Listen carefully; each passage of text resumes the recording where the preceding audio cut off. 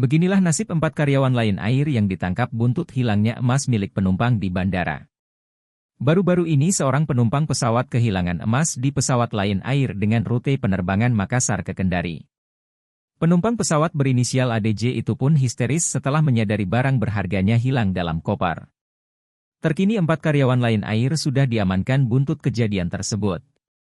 Pihak Humas Bandara pun mengatakan bahwa insiden pencurian tersebut diduga terjadi di Bandara Hasanuddin Makassar, bukan di bandara tujuan. Humas Bandara Haluoleo Kendari, Nurlansyah membenarkan bahwa kejadian dalam video tersebut memang terjadi di Bandara Haluoleo Kendari. Namun, ia menepis informasi yang menyebut pencurian emas itu terjadi di sana.